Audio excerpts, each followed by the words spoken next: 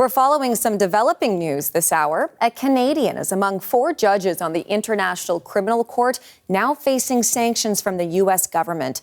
Kimberly Prost was elected to the position in 2017. The CBC's Ashley Burke has more and joins us now live from Washington with some of these details. So, Ashley, what do we know about why Prost was on this list? Hillary, Donald Trump is intensifying pressure on the International Criminal Court. It investigates and prosecutes suspects of war crimes, genocides, and crimes against humanity. And now one of its judges, Canadian Kimberly Prost, is on that growing list of those hit by sanctions. Secretary of State Marco Rubio releasing a statement saying that they are taking aim at people directly involved in the court's work to investigate, arrest, detain, or prosecute Americans or Israelis without either of those countries' consent.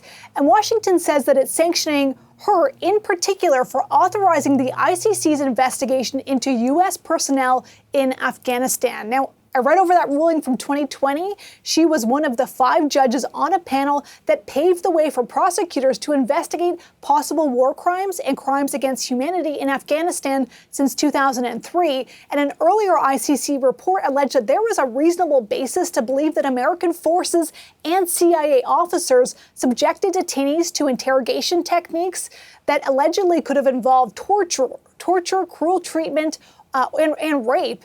And now most of these allegations are from 2003 to 2004 in Afghanistan, but also at CIA black sites in Poland, Lithuania, and Romania. And the U.S. in the past has really pushed back on this. They have blasted this investigation, said it wasn't warranted, wasn't appropriate, and is deeply committed to complying with the law. Ashley, this does seem to be another case of the Trump administration putting pressure on judges. So talk to us a little bit about that. Yeah, Hillary, those hit today. 2 judges, 2 prosecutors at the ICC. And the U.S. has long criticized the ICC for prosecuting people from countries that are not members. And the U.S. is not one of the 125 countries that are state parties like Canada is.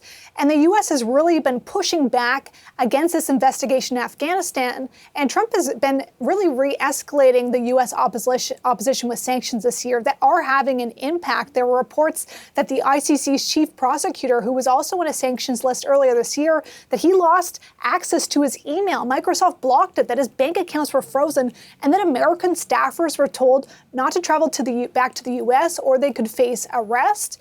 There were also reports that some of the NGOs that support war crime investigations, they've actually cut off the ICC and stopped working with them entirely. So there are implications here. Now, the ICC put out a statement in response to these latest sanctions saying that they are a flagrant attack against the independence of an impartial judicial institution. They also constitute an affront against the rules-based international order and, above all, millions of innocent victims. We are still waiting, Hillary, for Canadian reaction to come in. Okay, and like you say, Ashley, that is something that we will be watching for. But for now, thank you, the CBC's Ashley Burke, for us there in Washington.